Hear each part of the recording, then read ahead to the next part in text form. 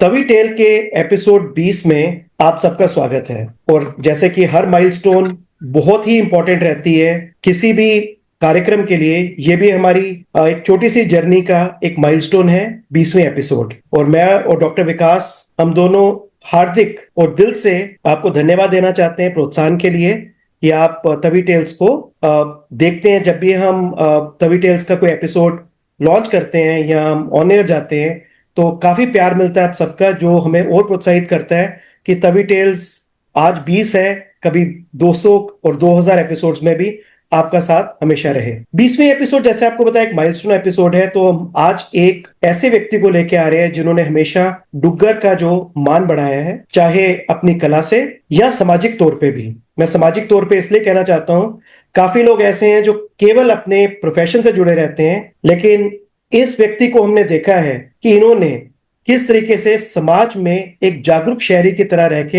हर बार कुछ ना कुछ इन्होंने कंट्रीब्यूट किया। इनको बताने से पहले मैं कुछ एक चीजें इनके बारे में बताना चाहता हूं, बिकॉज ये कला भी उसी तरीके की करते हैं। कभी एक बच्चा अखबार के कार्टून काटकर रखता था अपने पास सहेज के। कभी एक किशोर महसूस करता था कि कागज की रेखाएं उससे संवाद कर रही हैं। कभी एक युवा सोचता था कि कार्टून केवल हंसाने के लिए नहीं, जगाने के लिए भी होते हैं। और फिर वो बन गया एक नाम, एक प्रतीक, एक क्रांति। आज हमारे जो स्पेशल गेस्ट हैं वो है बंटी कार्टूनिस्ट जी।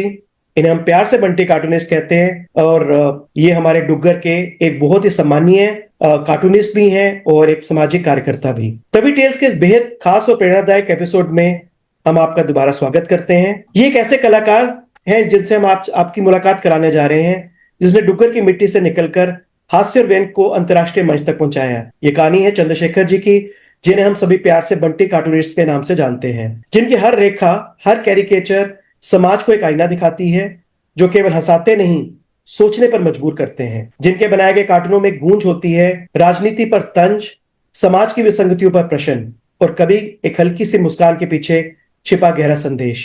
चाहे कोविड काल में अपनी छत पर कला प्रदर्शनी हो या अंतर्राष्ट्रीय मंचों पर पुरस्कार जीतने की बात, बंटी कार्टूनिस्ट जी की यात्रा समर्पण और साधना की एक जीवंत मिसाल है। बंटी जी, आज आप तवी टेल्स के 20वें एपिसोड में आए, ये हमारे लिए बहुत ही सम्मान की बात है और आपका हार्दिक रूप से हम स्वागत करते हैं तवी टेल्स एपिसोड 20 में। Thank you so much. मेरे को एक आप जब बात कर रहे थे ना, तो मेरे को ना एक खुशबू आ रही थी कि ऐसे यूथ हमें चाहिए हैं, ऐसे यूथ, ऐसे लोगों की जरूरत है। क्योंकि आप एक किस्म की एक ऐसी बिल्डिंग बना रहे हो ना, ऐसी बिल्डिंग बना रहे हो जिसके पता नहीं कितने सालों तक ये लोग वहां पर आकर उस बिल्डिंग को देखेंगे, जैसे कि हमारी मुबारक मंडी है। तो ऐसी ही आपकी जो तवी टेल है ना, ये अपनी ऐसी धरोहर बना रहे हो। तो और आपकी जो भाषा और आपका कहने का अंदाज, मैं क्योंकि एक फिल्म से जुड़ा भी आदमी, ये चीजें, लेकिन आज मेरे को एक अच्छा लग रहा है कि वाकई हमारे पास बड़ा कुछ है, हम हारने वाले नहीं हैं। ये बड़ा मजा आ रहा है मेरे को ये चीज देखने का। थैंक यू बंटी जी। जी बंटी जी, चंद्रशेखर जी। जी नमस्कार डॉक्टर साहब। नमस्कार आपका। हम तवी टेल की पूरी टीम की ओर से आपका स्वागत करते हैं, और आपने अपने बिजी शेड्यूल से हमारे लिए प्रायोरिटी पे समय निकाला, इसके लिए आपका आभार व्यक्त करते हैं। और ये प्लेटफॉर्म है हमारे जो जेम्स हैं, जिनको हम अपने हीरे कहते हैं, उनकी लाइफ को सेलिब्रेट करने का, उनकी अचीवमेंट्स को सेलिब्रेट करने का। तो आज हम आपकी लाइफ जर्नी को सेलिब्रेट करेंगे। आपने जो भी अचीव किया, जो भी स्ट्रगल की, उसके लिए हम आपको जो है एक प्रोत्साहन देना चाहते हैं, और ये बताना चाहते हैं कि हर डोगरा आपकी हर छोटी बड़ी अचीवमेंट में आपके पीछे खड़ा है और आपको अपलॉड कर रहा है। तो आपका और ये जो 20वां एपिसोड है, जो दूसरा दशक हमारा पूरा हुआ है, आज स्पेशल है हमारे लिए। और एक आपसे ज्यादा स्पेशल पर्सनैलिटी इसके लिए, इस एपिसोड के लिए नहीं हो सकती, जैसे अजय जी ने बोला। और हम परमात्मा का, माता रानी का आभार व्यक्त करते हैं कि ये तो परमात्मा के आशीर्वाद के बिना ये चीजें होती नहीं है। तो आज फिर हमारी तवी टेल्स को एक परमात्मा का, माता रानी का आशीर्वाद मिला है आपके रूप में इस एपिसोड में। तो शुरू करते हैं आपकी जर्नी से। बंटी जी, सबसे पहले हम ये जानना चाहेंगे कि आपकी कला यात्रा की शुरुआत कहाँ से हुई और कैसे हुई, उस कालखंड में ले चलें हमें। देखो मैं आपको बता दूं, मेरी कला यात्रा मैं बचपन से शुरू हो गई थी। मैं आपको बताऊं, मेरी मम्मी एक बड़ी अच्छी स्कल्प्टर थी, ये किसी को नहीं पता होगा जी। क्योंकि मेरा वो कहते हैं, तो जब तू बचपन में था तो बड़ा सुंदर था, तो मेरी मम्मी कितनी अच्छी होगी जिसने मेरे जैसे स्कल्पचर को गढ़ा, मेरे जैसे एक अगर बेटा पैदा किया। उस समय, मैं अब नहीं कहता, लेकिन उस समय कहते तो बड़ा सुंदर था। तो एक आर्टिस्ट थी मेरी माँ। तो मेरी माँ ने मेरे को जब वो अपने पेट में जब मैं था, तो मैं वहां से ही अगर शुरुआत कर ली। लेकिन खैर ये तो बात थी। लेकिन मेरे को बचपन से, मैं आपको बता दूं, मुझे आर्ट तो दूसरी तरफ, मुझे आर्टिस्ट भगवान लगते हैं। मैं कोई भी आर्टिस्ट को देखता था ना, मेरे को वो लगता था कि ये ईश्वर का रूप है। किसी भी कोई आर्टिस्ट को देखता था, कोई, चाहे वो पेंटर है, चाहे वो स्कल्प्टर है, चाहे वो सिंगर है, चाहे कोई डांसर है। आपको बता दूं, मेरे को आज लोग कहते हैं, लेकिन जब छोटे जो बच्चे होते हैं उनको उस समय क्लासिकल गीत अच्छे नहीं लगते, हमारी डोगरी फोक जो पाखें वो अच्छी लगती। लेकिन उस टाइम रेडियो चलता था ज्यादा, क्योंकि टीवी का माध्यम नहीं था। ये अपने टेप रिकॉर्डर, ये चीजें बाद में आई। लेकिन उस समय मैं पाक सुना करता था, मुझे बड़ी अच्छी लगती, मुझे ये याद आता है अभी तक। और ये सारी चीजें जो है ना, मेरे को लगता है कि वो मेरे को भगवान ने जब भेजा, तो एक कलाकार का मेरे को उसमें कोई कुछ मेरे को डालकर भेजा कि तू कलाकारों की सेवा कर। और इसी कारण मैं जब सेवा करते, उनके जो ब्लेसिंग्स मेरे को मिले थे, इसलिए मेरे को आज आप कह रहे हो कि एक आर्टिस्ट बैठा हुआ है। तो आर्टिस्ट, मैं कहता हूं कि आर्टिस्ट, कहते हैं ना, आर्टिस्ट एक भगवान का दूसरा रूप होता है। और सही बात है, मैं आपको बता दूं, क्योंकि कोई चीज अगर क्रिएट करता है ना, एक तो भगवान क्रिएट करता है, दूसरा एक आर्टिस्ट है जो कोई ना किसी रूप में कुछ ना कुछ क्रिएटिविटी दे दे जाता है, चाहे वो किसी भी टाइप का कलाकार है। तो मेरे को इसलिए जब मैंने उनसे ब्लेसिंग ली किसी भी आर्टिस्ट को, मैं आपको बता दूं कि मेरे एक टीचर थे अपने कॉलेज में। तो मैं उन टीचर को मैं अपना एक स्टूडेंट नहीं मानता था, मैं उनको एक अपना एक किस्म का पूरा, उनको मैं उनका पूरा ऐसे काम करता था। हाँ भाई शेखर कहाँ पर है, हाँ चल यार ये कर ये कर ये कर, मतलब मैं उनकी हेल्प करता था, सेवा करता था। जबकि बाकी लोग जो थे ना, वो कहते क्या कर रहा है यार, क्या कर रहा है। लेकिन मेरे को मजा आता था उन लोगों की, जैसे कि एक पुजारी मंदिर में कुछ करता हूँ, मैं हर टीचर के साथ ऐसा रहता था। और जब किसी कलाकार को देखता था, उसके साथ मेरा मन करता था बातें करने का, कुछ भी है। और आपको मजेदार बात बताऊं, पंचतीर्थी में पैदा होने वाले लोग सारे कलाकार हैं। पंडित शिव कुमार शर्मा जी पंचतीर्थी में पैदा हुए। अच्छा, इसके अलावा आप दीनू भाई पंत जी, उनका निवास स्थान ये अपने मुबारक मंडी के पीछे वहां पर ही है। अब ब्रिजमोहन जी अगर कहा जाए म्यूजिक डायरेक्टर, वो वहां के ही हैं। शिव मेहता जी यहाँ पर है। सबसे बड़ी हमारी पद्मा सचदेव जी, वो पंचतीर्थी वहां पर रहती है। तो पंचतीर्थी एक ऐसा गढ़ है कि यहाँ का पानी पी करके हम सारे के सारे आर्टिस्ट बन जाते हैं। तो शायद मैंने भी थोड़ा सा पानी पी लिया। अब और भी लोग हैं, राहुल जिसने गीटियां फिल्म बनाई वो भी यहाँ का ही है, पवन डोगरी संस्था में वो भी यहाँ का ही है। जो भी यहाँ पर आते हैं वो भी कितने सारे कलाकार हैं जो पंचतीर्थी में पैदा हुए हैं। पंचतीर्थी अगर कहा जाए ना, इसके ऊपर एक हिस्ट्री बन सकती है कि पंचतीर्थी ने कितने कलाकारों को दिया। तो शायद पंचतीर्थी ने एक थोड़ा सा घूंट मैंने ही पी लिया, तो एक कलाकार का रूप दे रहा।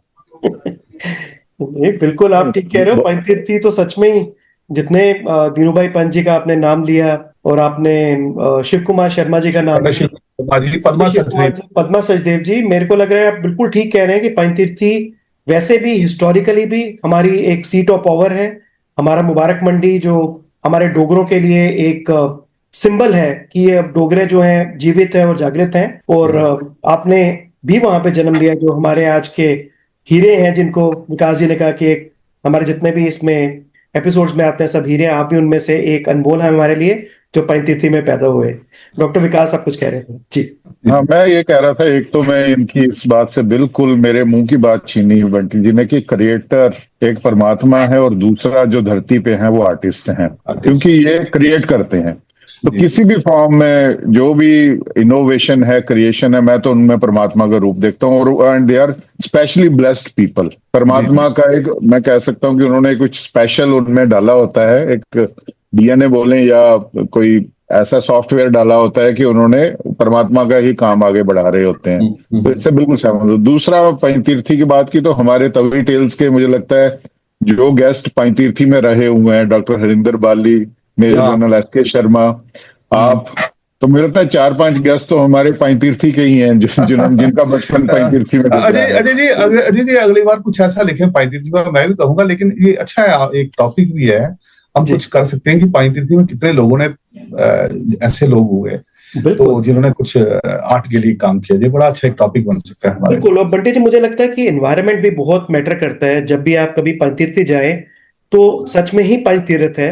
आप किसी भी मंदिर के सामने जाएं तो आपकी क्रिएटिविटी भगवान के आशीर्वाद से वैसे भी दोगुनी हो जाती है, और पूरा एनवायरनमेंट ही वैसे ही क्रिएटेड है, जहां पे एक आर्टिस्ट जो है, जिसको पुराने शहर को देखना हो, पुराने मंदिरों को देखना हो, पंचतीर्थी में सब कुछ है। अभी हमने खाने को नहीं ऐड किया, खाने के लिए भी सब कुछ है, सब कुछ वहां पर नहीं, बहुत बहुत ठीक है। और इस पे जरूर एक रिसर्च बहुत इंपॉर्टेंट है कि क्या एनवायरनमेंट क्रिएट करता है।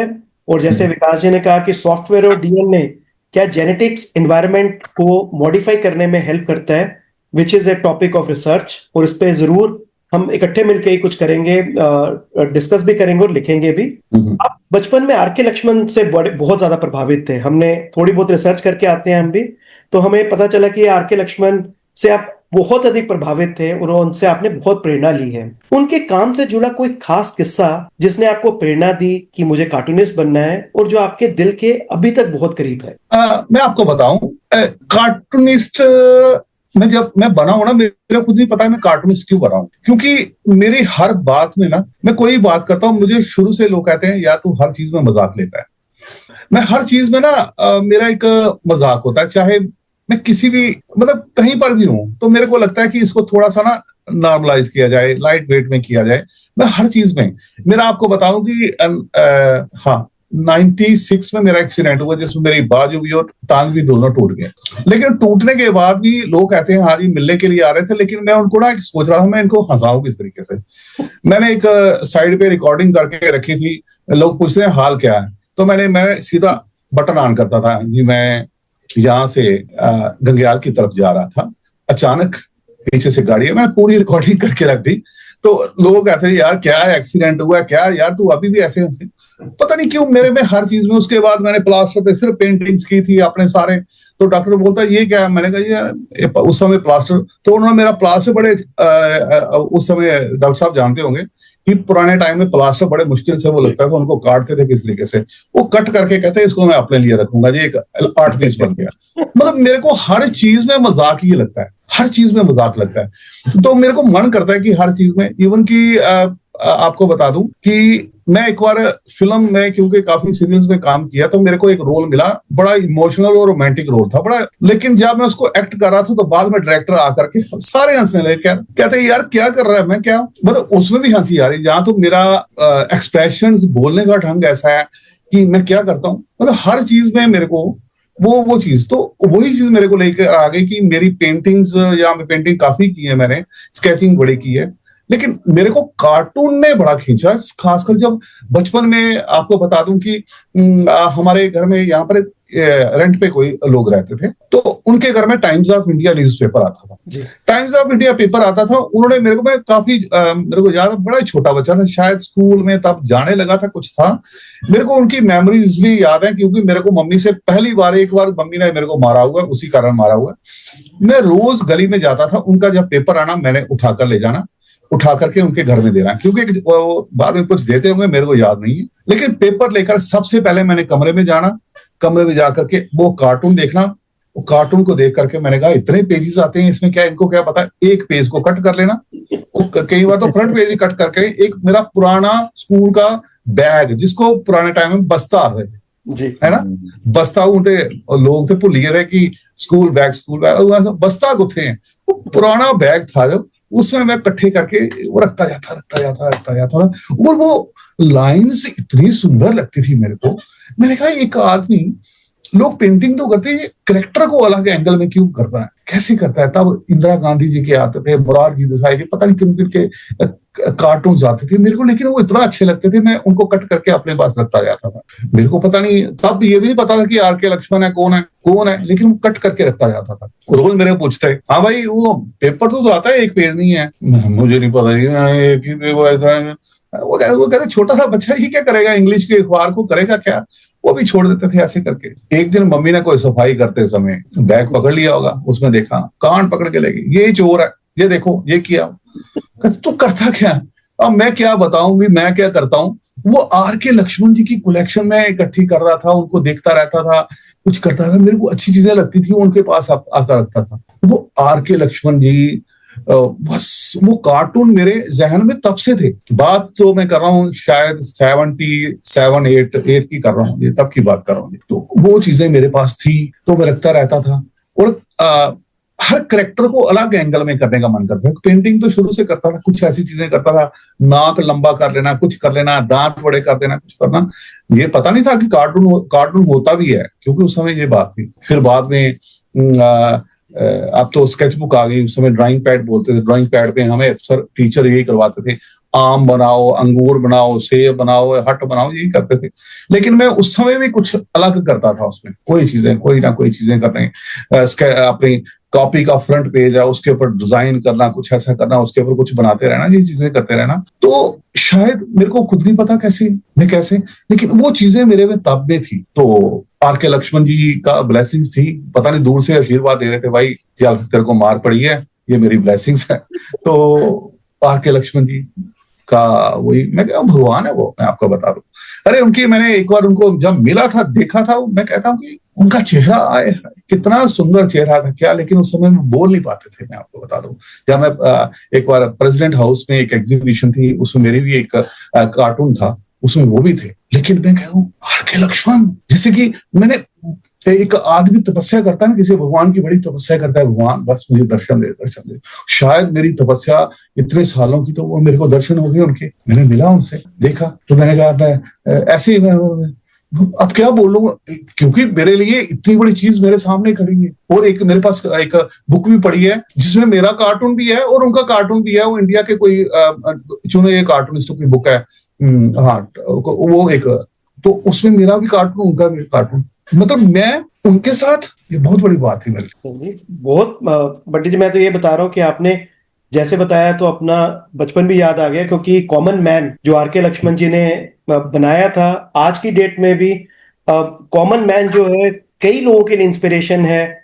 जब भी हमें लगता है कि हमें समाज को कहीं ना कहीं झंझोरना है, कहीं ना कहीं अगर हमें राजनीति को झंझोरना है, तो कॉमन मैन सबसे पहले दिमाग में आता है कि वो किसी भी एक नॉर्मल सी वेशभूषा, धोती और ऊपर एक कोट पहन के वो जा रहे हैं। तो वो है। और दूसरा, जैसे आपने बताया कि आपके जो आप स्केचेस या कार्टून या कैरिकेचर बनाते हैं, एक दर्शकों को मैं बता दूं, पीछे एक कैरिकेचर मैंने स्पेशली अपने स्टडी में दीवार से उतार के नीचे रखा है। अगर आप बिल्कुल बुक्स के साथ देखेंगे, मैं आपका थैंक यू करना चाहता हूँ। और थैंक यू इसलिए करना चाहता हूँ क्योंकि ये एक बहुत बड़ी मेरे लिए एक प्राउड की होता है। जैसे कि मैं आपको बताऊं, जब कोई अब मेरा कैरिकेचर उसके घर में लगा हुआ है, तो ये मेरे को बड़ा अच्छा लगता है कि मेरी चीज मैंने बनाई और देखो उसको वो कोई रिस्पेक्ट दे रहा है। जैसे कि भगवान के मंदिर में हमें जाकर एक फूल मिलता है ना, वो फूल को हम फेंकते नहीं है, अपने ड्रॉर में रखते हैं, अपने पॉकेट में रखते हैं, जब वो सूख जाता है वो चीजें। लेकिन आपने वहां पर रखा हुआ, सामने दिख रहा है, मैं मेरे को सामने पता होता है। दीवार से उतार के मैंने सामने इसलिए रखा है कि जब भी मैं स्टडी में आता हूँ, सबसे पहले ये मेरी स्टडी के बिल्कुल इसके ऊपर लगा है, जो कैमरे में नहीं आ सकता था। जी आके जी पहले मैं देखता हूँ 2 मिनट के लिए, जितनी टेंशन, जितने मन में वो रहता है, प्रेशर रहता है, बिकॉज बहुत सारी चीजें हम इकट्ठी करते हैं, जी। कंसल्टेंसी से लेके, पढ़ाने से लेके और लिखने पे। सबसे पहले आके जब इसको देखते हैं तो मन एकदम शांत हो जाता है। और यही मेरे ख्याल से एक अच्छे कार्टूनिस्ट की पहचान है, कि उनकी बनाई हुई कृतियां किसी बंदे को शांति की तरफ ले जाए। और मन खुश हो जाता है जब ये देखते हैं, हंसी भी आती है अपने को देख के आपके स्केच और कैरिकेचर में। और मैं तभी स्पेशली यहाँ पे रखी है दिखाने के लिए कि आपकी कितनी अहमियत है हम सब डोगरों के दिलों में।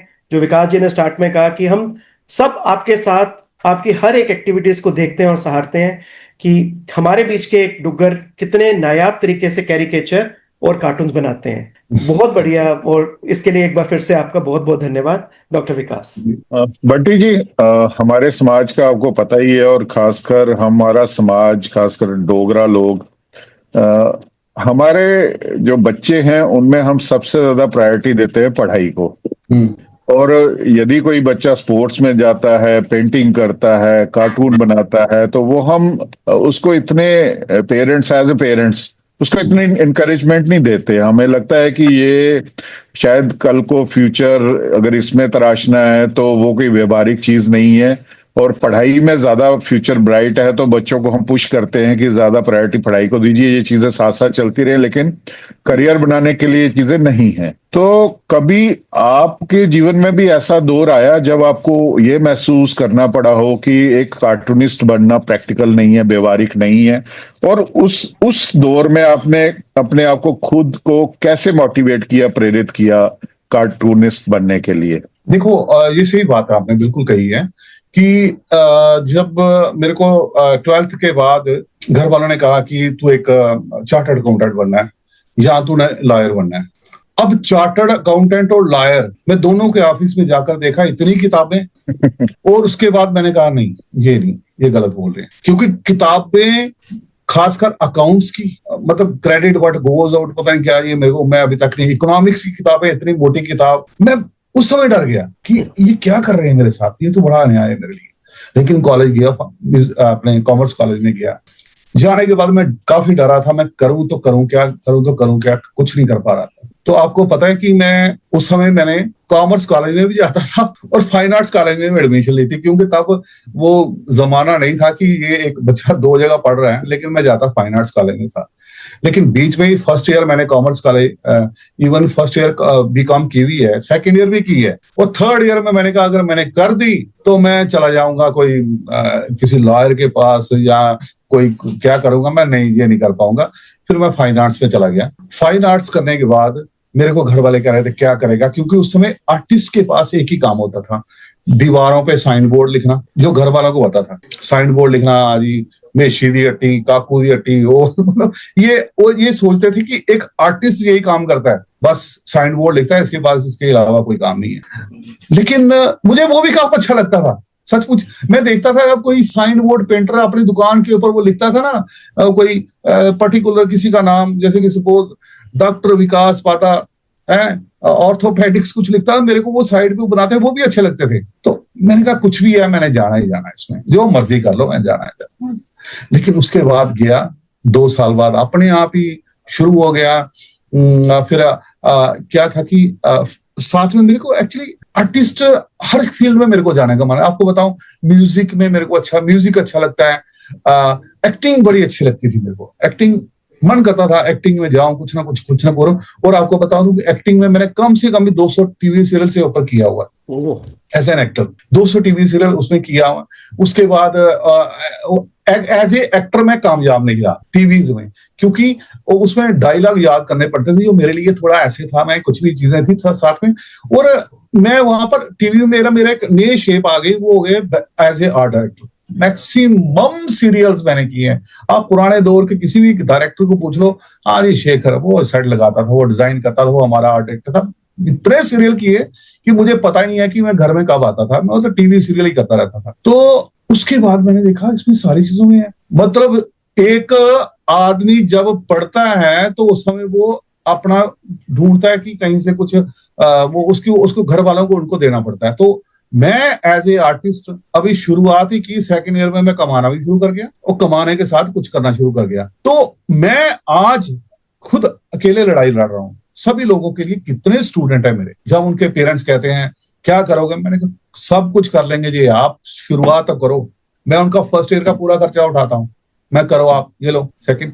और उसके बाद आज वो सारे के सारे बच्चे अच्छे स्टैंड है, सारा कुछ। और अब का जो नया दौर आ रहा है ना, अब बच्चे आ रहे हैं। किसी टाइम फाइन आर्ट्स में एडमिशन के लिए मांगना पड़ता था कि हाँ जी यहाँ पर बच्चे आए, आजकल वहां पर भी एग्जाम देने पड़ते हैं। तो अब नई पीढ़ी को पता चल रहा है कि आर्टिस्ट की कीमत है, आर्टिस्ट की कदर है, आर्टिस्ट को ऐसे से। तो मैं खासकर उन लोगों के लिए कहना चाहता हूँ, आप देखो डॉक्टर साहब, जैसे कि आप एक डॉक्टर हो, लेकिन आप भी एक आर्टिस्ट हो, आप गाते भी हो, आप लिखते भी हो। और मेरे को लगता है कि आपको पेंटिंग का शौक होगा, लेकिन टाइम नहीं मिलता होगा। अब अजय जी हैं, इनका प्रोफेशन कहाँ पर कुछ और था, लेकिन ये लिखना शुरू कर गए। और इनको भी देखो, आर्टिस्ट वही है जिसको आर्ट के बारे में सेंस है, वही आर्टिस्ट है। सपोज मेरे को कोई एक पेंटिंग है, अब्स्ट्रैक्ट पेंटिंग है, जो आम आदमी को पता नहीं चलती, लेकिन एक आदमी है जिसको अब्स्ट्रैक्ट पेंटिंग को, जिसको वो देखता है हाँ नहीं कंटेम्प्ररी आर्ट यार क्या काम है, क्या बात है, वो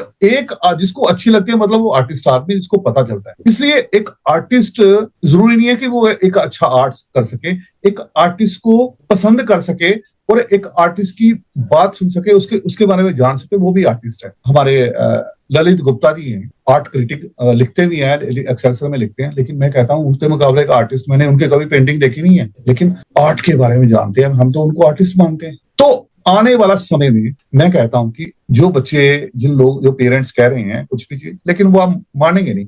अब बच्चे अपना अपना फ्यूचर खुद ढूंढ लेते हैं, कर लेते हैं, कुछ भी चीजें हैं, हाँ कुछ भी करें, लेकिन जब आर्टिस्ट है वो आर्टिस्ट के साथ अपने अपना काम करते रहे तो जरूर पहुंच जाएंगे और अपना फील्ड ही पकड़ लेंगे। कितने सारे लोग हैं जो कुछ हैं लेकिन साथ में आर्ट करते करते वो अपना फील्ड छोड़ चुके हैं, आर्टिस्ट बन गए। लेकिन अच्छा होता कि अगर उनको उसी फील्ड में रहने दिया जाता और आज वही करते तो ज्यादा ऊपर चले जाते। बहुत अच्छी बात बोली आपने, और पेरेंट्स को भी रियलाइज करना चाहिए कि जरूरी नहीं कि doctor, engineer, IAS, lawyer, CA ही बनना है।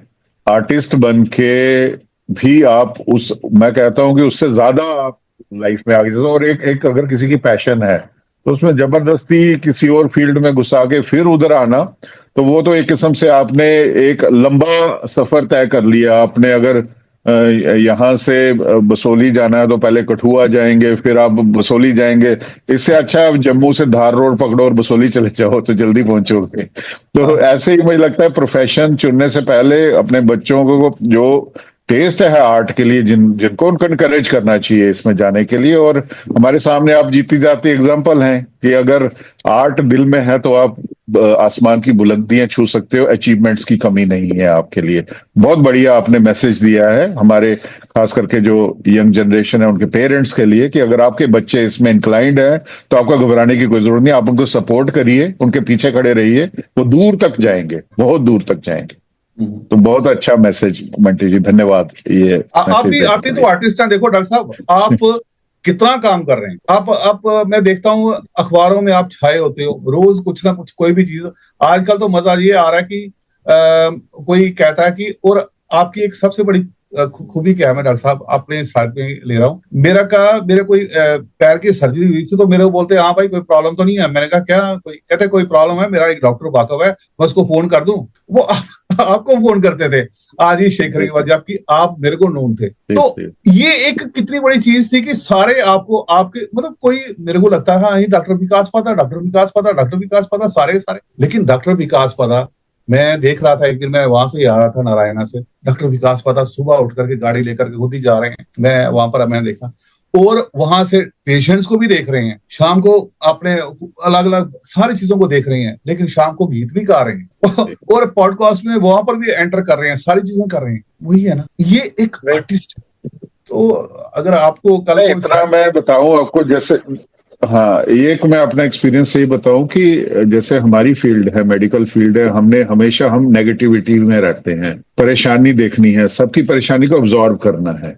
तो मैं आज यहाँ ऑन कैमरा अपने दर्शकों के सामने बताना चाहता हूँ कि ये जो गाना गाना, अपना आर्ट की चीजें, इनकी पढ़ाई, ये हमें रिजुविनेट करती है, ये सारी नेगेटिविटी को सोख कर लेती है। हमें जो अपने प्रोफेशन से जो नेगेटिविटी मिलती है हम इधर ट्रांसफर करते हैं, और ये इतना बड़ा स्पॉन्ज है, ये गाना गाना इतना बड़ा स्ट्रेस बस्टर है कि हम फिर से फ्रेश हो जाते हैं। जितना मर्जी 12 घंटे खड़े होकर सर्जरियां भी करनी पड़ती हैं, 12 घंटे की ओपीडीज भी करनी पड़ती हैं, दूर दराज में जाके ओपीडीज करता हूँ, कैंप करता हूँ, लेकिन जब भी कभी लगता है, और बड़े दिन से जब गाना नहीं गाया होता तो मुझे लगता है कुछ खालीपन है, क्या नहीं किया।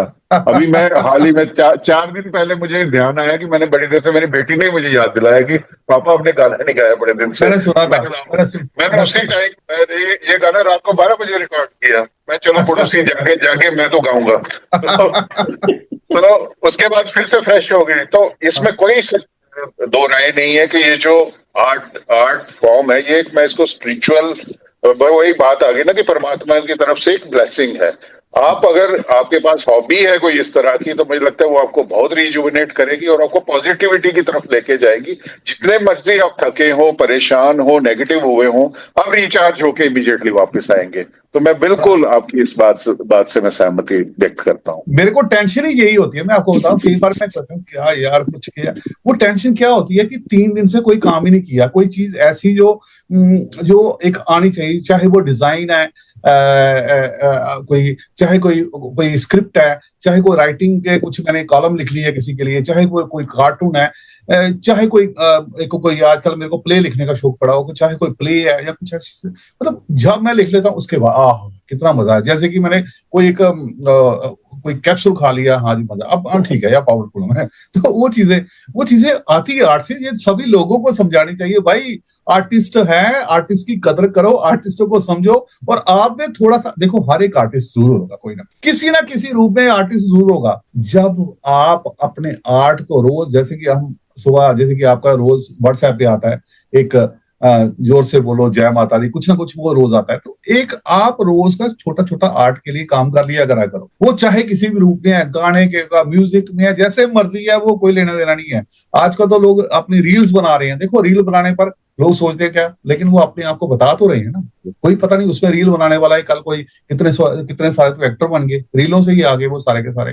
तो ये सारे के सारे लोग जो है ना आर्टिस्ट हैं, और अपने आप को खुश रखते हैं, समाज को खुश रखते हैं, दुनिया से लेना देना कुछ नहीं है। ये चीजें सबसे बेस्ट है। बहुत बढ़िया, बिल्कुल। बंटी जी, हम आगे बढ़ते हैं और इसी जो क्वेश्चन पहला था उसी के साथ हम कहते हैं, जम्मू कश्मीर जो क्षेत्र है, यह कला के लिए प्लेटफॉर्म सच में बहुत सीमित है। आप भी जानते हैं, हम सब जानते हैं कि इतना ज्यादा दिल्ली या बॉम्बे की तरह, चाहे नाट्य हो या स्केच हो या संगीत हो, इतनी ज्यादा अपॉर्चुनिटीज नहीं है। बीइंग एक छोटी जगह, और अभी तक शायद बॉर्डर के पास होने के चक्कर में यहाँ पे कला उस तरीके से फैली नहीं जैसी फैलनी चाहिए जो बाकी जगहों पे फैली। लेकिन इस सब के बीच में आपने कैसे अपने लिए एक रास्ता बनाया जो बाकी युवा पीढ़ी के लिए भी एक संदेश होगा कि आप जम्मू कश्मीर में रह के भी किस तरीके से कला के लिए कम प्लेटफॉर्म होने के बाद भी अपना एक अलग से रास्ता बना सकते हैं? देखो, मैं आपको बता दूं, मैं इस चीज को गलत मानता हूं कि प्लेटफॉर्म नहीं है, इट मीन्स आप में टैलेंट नहीं। मैं जम्मू में पुराने शहर में वो कोने पे रहता हूँ, इसके अलावा मैंने कितनी इंटरनेशनल एग्जीबिशन में पार्टिसिपेट किया। ये मैं अहंकार अपने आप को बता रहा हूँ, क्योंकि ये लोगों का कह रहा है ऐसा होना चाहिए, क्योंकि अब टाइम तो डिजिटल टाइम है। डिजिटल टाइम में अगर अपने आप को अगर नहीं शो कर पाए तो फिर कब करोगे? कोविड के टाइम कहां से लोग कहां हिट हो गए, क्या क्या चीजें थी। मेरे को याद है, कुलदीप लड़का है, तो उसका मैंने एक छोटा सा वीडियो देखा कोविड के टाइम। मैंने कहा यार तू एक काम कर, तू कितनी अच्छी कॉमेडी करता है। कहते करता है यार। मैंने कहा अच्छा। मैंने उसका एक टाइटल बना दिया, ओ मम्मी। बस ओ मम्मी के कारण वो ऐसा करते करते वो लड़का ये है कि वो यूट्यूब में छा गया सारी जगह। ये है कि आज कहीं पर भी प्रोग्राम होते हैं, वो बीइंग ए सेलिब्रिटी वहां पर बुलाया जाता है। क्या उसके पास, वो सिर्फ ये कहते हैं कि आप कुछ भी करो, आप गूगल पे सर्च करो हमारा सामान कहाँ बिकता है। एक गांव वाला आदमी डूने पत्थर लेकर के अपने गोबर तक बेच रहा है। वही कह रहे हैं। मैं कहता हूं कि कहीं पर मैंने आर्टिकल पढ़ा, बेरोजगारी नहीं है लोग में, निकम्मापन है। हाँ, बिल्कुल निकम्मापन है। जो निकम्मे है वो कहेंगे हमारे पास कुछ नहीं है, और जो कुछ करना चाहते हैं वो घर में भी क्या कहीं पर भी कुछ भी कर सकते हैं। आपके पास चाहिए का एक छोटा सा मोबाइल है, उसमें सर्च करो कोई भी चीज, अपने आप ही आप कहीं कहीं पहुंच जाओगे। तो मैं नहीं समझता कि मेरे को मेरे शहर ने कुछ किया। स्टार्टिंग में ऐसा लगता था, लेकिन सोशल मीडिया का जमाना, डिजिटल जमाना, हम तो पूरा यूएस भाग रहे हैं, देख रहे हैं क्या है पूरा, जितना फॉरेन हम देख लेते हैं क्या क्या चीजें हो रही है, क्या क्या डेवलपमेंट हो रही है। इवन मेरे को किसी जगह कई बार मैं सोचता हूँ भाई हूँ करूँ क्या, गूगल पे सर्च करता हूँ कार्टून एग्जीबिशंस या कार्टून कोई कहाँ पर क्या एग्जीबिशन लगने वाली या कोई पार्टिसिपेशन कहाँ पर, मेरे को इतने ज्यादा आते हैं। मैं उसी टॉपिक को लेता कार्टून करके उनको भेज देता हूँ, पता चलता है 2 महीने बाद एग्जीबिशन भी होगी, वहां पर मेरी पार्टिसिपेशन भी होगी। डिजिटल टाइम है, डिजिटल टाइम में हम हर जगह अपने आप को पार्टिसिपेट कर रहे हैं। तो ये चीजें कर रहा हूँ, मैंने कर रहा है कितनी सारी कंट्रीज के लिए काम कर रहा हूँ। उनको क्या पता कि एक वो शहर में, वो कहते हैं इंडिया में कहाँ, एक जे.एंड.के में कहाँ, पंचतीर्थी में वो कॉर्नर पे एक घर है, वहां पर रहता हूँ। तो वो चीज बिल्कुल आपका ना मैसेज बहुत ही प्रभावशाली मैसेज है। एक मिनट, हाँ जी, ये पीछे व्हाट्सएप कॉल किया। जो बंटी जी आपने जो बात बोली है बहुत ही प्रभावशाली है, क्योंकि डिजिटल दौर के अंदर आप ठीक कह रहे हैं कि प्लेटफॉर्म आपको ढूंढने हैं, क्योंकि आपके पास जरिए भी हैं, आपके पास मोड भी है, इंटरनेट भी है, हाई स्पीड इंटरनेट है। अब तो ये सारी टाइम के अंदर अगर आप प्लेटफॉर्म नहीं भी पा सकते तो जितने भी लोग हैं जो इस तवी टेल्स को देख रहे हैं वो काफी सीख ले सकते हैं, जो इन्होंने अभी कोई चीजें बताई कि डिजिटल प्लेटफॉर्म है, कैसे वो कार्टून एग्जीबिशन ढूंढते हैं, उसमें पार्टिसिपेट करते हैं। तो आप प्लेटफॉर्म के लिए जम्मू में नहीं वेट करते रहिए, कोई आपके पास आएगा और आपको प्लेटफॉर्म के बारे में बताएगा। जैसे बंटी जी ने बताया, आप भी उस प्लेटफॉर्म का हिस्सा बन सकते हैं, डिजिटली या फिजिकली, जहां पर भी ऐसी एग्जीबिशन लग रही हो। बहुत बहुत शुक्रिया बंटी जी कि आपने, जो युवा हैं जो हमेशा ये कहते हैं कि अपॉर्चुनिटीज की कमी है, कैसे अपॉर्चुनिटी स्कैन करनी है, कैसे पार्टिसिपेट करना है, उनके लिए बहुत बड़ा संदेश है। बंटी जी, अभी आपने कोविड का जिक्र किया और कोविड का ऐसे समय था, अभी भी आज भी मैं पढ़ रहा था कि कुछ केसेस फिर से आना शुरू हुए हैं। वो जमाना याद आया 2020 का, मार्च के बाद का, कि दुनिया थम सी गई। बहुत से ऐसी चीजें जो हमने कभी सोची नहीं थी कि सब कुछ रुक जाएगा। जैसे कहते हैं ना, वक्त रुकना, एक हम कहावत सुनते थे, वक्त थम गया। तो वो हमने देखा कि वक्त कैसे थमता है, सब कुछ कैसे रुक जाता है, सब अपने घरों में बैठ जाते हैं। और एक डर का, एंजाइटी का माहौल, और चारों तरफ हम देख रहे हैं बीमार आ रहे हैं, इतनी डेथ्स हो रही हैं, अनएक्सपेक्टेड डेथ्स भी हुई। वो कालखंड हमने देखा। उस समय एक एक एक उम्मीद की किरण की तरह एक न्यूज आई कि आपने अपने घर की छत पे ही एक एग्जीबिशन लगाई। तो उस चैलेंजिंग टाइम में, इतने मुश्किल वक्त में, ऐसे प्रयोग का आइडिया कहाँ से आया और कैसे वो सफल हो पाया, उसकी कहानी हम आपसे सुनना चाहते हैं। देखो, ये सब कुछ कहते हैं ना, जब ब्लेसिंग्स है ऊपर वाले की, वो कुछ भी करवाता है। कोविड के टाइम सारे कुछ ना कुछ कर रहे थे, तो मैं तो वैसे रोज कार्टून करके कोविड के ऊपर, जैसे कि कहते थे आपकी मोबाइल पे भी स्टार्टिंग में आता था, मास्क लगा कर रखिए, ये करके रखिए, मैं भी कार्टून बनाता रहता था, रोज रोज रोज रोज रोज रोज कार्टून करने मैंने। अब कार्टून करते करते मेरे पास कलेक्शन काफी सारी हो गई। अब कलेक्शन काफी सारी, लेकिन उस समय लोग क्या कर रहे थे, कुछ ना कुछ काम करते। तो ऐसे ही मैं छत पे गया तो कपड़े यहाँ पर सुखाते, तो वहां पर एक मेरी टी शर्ट थी जिसको मैंने खुद पेंट किया था। वहां पर मैंने कहा, यार क्या आइडिया है। इसके पहले हम करते थे एक दूरदर्शन के लिए सीरियल, एक होता है in house serial. In house मतलब अपने इन हाउस जो उनकी प्रोडक्शंस के लिए करते थे। मैंने कहा इसका नाम दिया जाए in house cartoon exhibition. Okay, start करते हैं, देखते हैं। मैंने घर में जितनी भी वायर्स थी उनको सारा बिल्कुल टाइट किया, बिल्कुल स्ट्रेट टाइट किया। टाइट करने के बाद मैंने अपने कार्टून से मैंने सारे लिए। मैंने कहा कार्टून को डिस्प्ले करता, देखता हूँ इतने कार्टून हो गए हैं मेरे पास, वो सारे डिस्प्ले किए मैंने। क्योंकि एक एज ए डिजाइनर मैंने एक लगा दिया, मैं in house cartoon exhibition at this place. अब करूं क्या, चीफ गेस्ट को आएगा कौन? मैंने कहा मेरे सबसे बड़े चीफ गेस्ट तो मेरे फादर बैठे हैं घर में। मैं, पापा जी आप आइए एज ए चीफ गेस्ट, मेरी फैमिली। और ये चीज करके मैंने वहां पर ऑनलाइन एग्जीबिशन, और इमेजिन डॉक्टर साहब, अजय जी, 7 कंट्रीज में पब्लिश हुई वो न्यूज। 7 कंट्रीज में, टाइम्स नाउ में, जी न्यूज में, सारी जगह वो आई कि there is a boy in J&K who organized an exhibition on the rooftop of the home। मैं क्या यार ये चीज। उसके बाद क्या हुआ कि हमारे प्रदीप दत्ता जी हैं, तो वो कहते हैं यार क्या कर रहे हैं। मैं क्या एग्जीबिशन लगाई थी। मैंने कहा खत्म हो गई। मैंने कहा खत्म नहीं है, आप क्या कहते हैं, वो ऊपर से कॉल आई है बॉम्बे से कि मेरे एग्जीबिशन। मैं कहा आप, मैं करना क्या था, सिर्फ क्लिप लगाता था वो जिसमें हम कपड़े सुखाने के लिए, उसके ऊपर 2 कार्टून लगाता था। ऐसे करके करके 10 मिनट में एग्जीबिशन लगा दी मैंने। और ऐसे एग्जीबिशन के मेरे आइडियाज इन हाउस। फिर उसके बाद ये चैनल वाले आना शुरू हो गए। फिर मैंने वो राउंड वो एरिया बनाना शुरू कर दिया ताकि तो अपने डिस्टेंसिंग रहे, सोशल डिस्टेंसिंग के उसमें आकर के। तो मेरी एक एग्जीबिशन वहां पर ऐसी होगी। तो मैं कहता हूं कि आपके पास कोई भी काम है उसको डिस्प्ले करना जरूरी है, लोगों को दिखाना जरूरी है।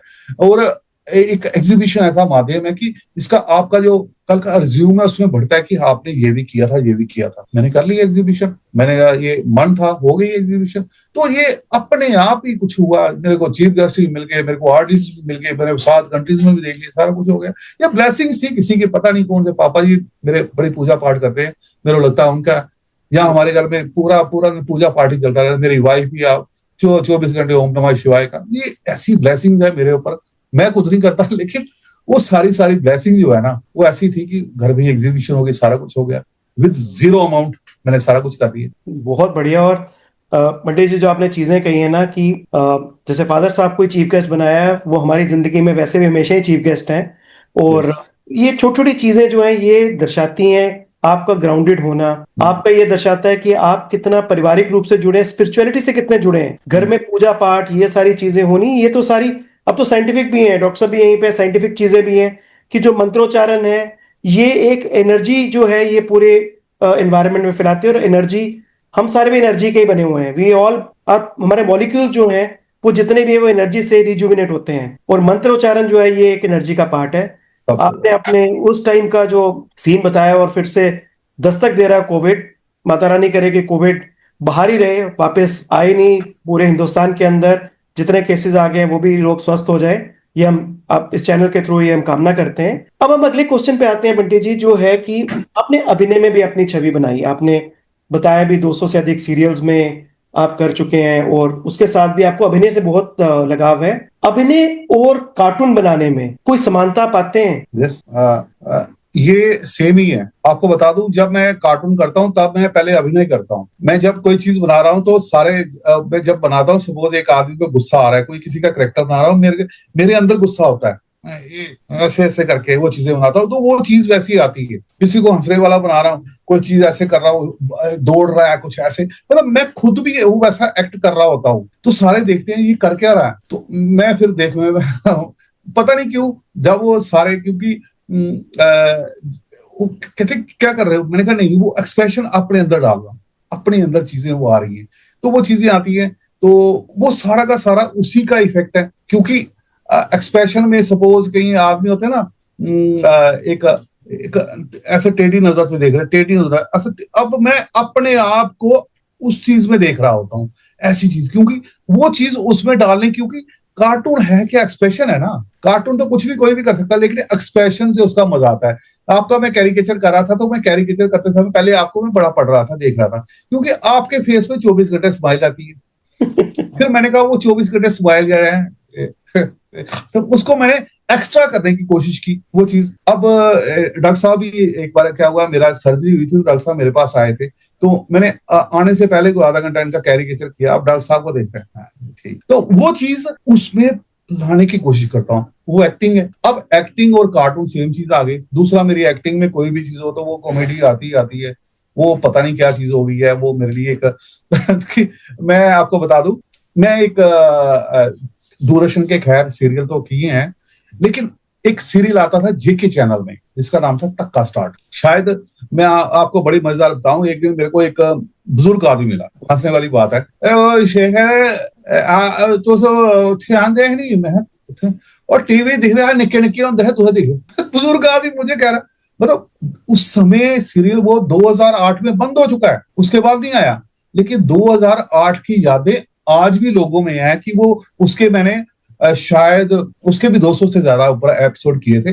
वो एक क्या हुआ था कि एक हमने एपिसोड किया सिंपल, तो उसका नाम मैंने रखा टक्का स्टार्ट। टक्का स्टार्ट के कोई भी चीज आज अपने आप ही शुरू हो गई। तो वो एपिसोड इतना अच्छा लगा, वहां पर जेके चैनल के जो एमडी हैं तो सुभाष चौधरी जी, तो उनके पास शाम को बैठे, कहते हो यार बड़ा अच्छा है यार, और करो इसको और करो करो। मैंने कहा कितने करें। अब मैं एक कार्टूनिस्ट राइटर तो था नहीं, तो मेरे साथ जो को एक्टर वो बहुत बड़े आर्टिस्ट हैं, विद्याभूषण जी। अब उनके साथ वो करना, मैंने विद्याभूषण जी ऐसी सी बात है, कहते हाँ कर। एक एपिसोड किया, दूसरा एपिसोड किया, तीसरा एपिसोड किया, चौथा एपिसोड किया, उसके बाद मैंने कहा अब नहीं, क्या करूंगा। अब हमें टॉपिक मिल गया क्या, एक है ना डोनाल्ड, उसका Mickey mouse, Donald Mickey mouse का है ना, वो देखा कि वो उसको हर बार कुछ ना कुछ वो करता रहता है। मैंने कहा वो हम भी इसको अडॉप्ट करते कि मैं उसमें अपने आप को बताया चालाक,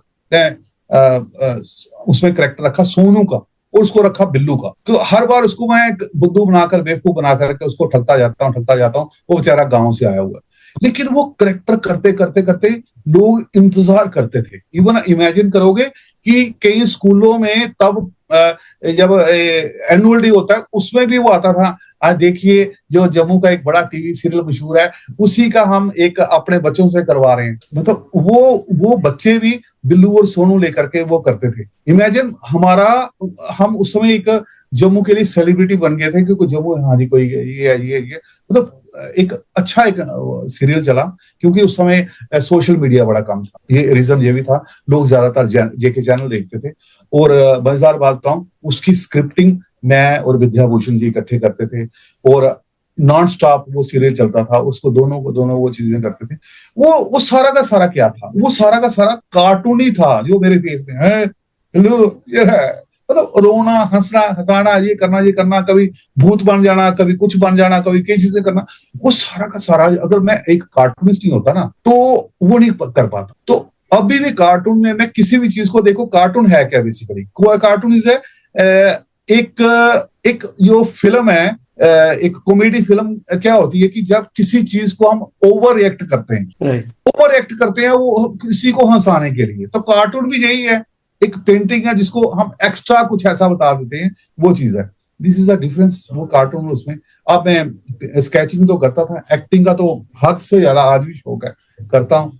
तो वो सारी की सारी चीजें, इवन की मैं राइटिंग में भी कुछ चीजें ऐसी कर लेता हूँ कि वो उसमें ओवर एक्ट करता हूँ, वो सारी, तो वो मजा आता है। तो मैं कहता हूँ कि ये सारी चीजें सेम ही है। इवन की गाने में भी आप कहोगे एक कार्टूनिस्ट को गाने के लिए, तो वो भी शायद कॉमेडी में कुछ ना कुछ। मैं कई बार गाने लिखता हूँ, गाना लिखते समय कोई चीज हो जाती है कि उसमें उसका उल्टा ही लिख देता हूँ, मजा आता है लोगों को हंसाने के लिए। शायद ऐसी चीज है कि हर चीज में मेरे को उसमें मजा आता है, किसी चीज को हंसाने। तो ये आज सुबह ही मैं आपको और ठाकुर साहब का आपने बनाया हुआ है कि ग्रोइंग टुगेदर, तो आप उसमें वो क्रिएटिविटी इतनी बढ़िया थी, मैं काफी देर तक ना उसको देखता रहा, क्योंकि आपने जिस तरीके से वो बनाया था, ठाकुर साहब का आज का और आप भी आज के, और उसके बाद बचपन का आपने दिखाया अपना और ठाकुर साहब का पेंटिंग बनाते हुए, बहुत अच्छी क्रिएटिविटी थी वो देख के काफी देर तक मैं उसको देख के हंसता रहा। और मैं आपको और ठाकुर साहब दोनों को याद कर रहा था कि अमेजिंग क्रिएटिविटी है आपकी,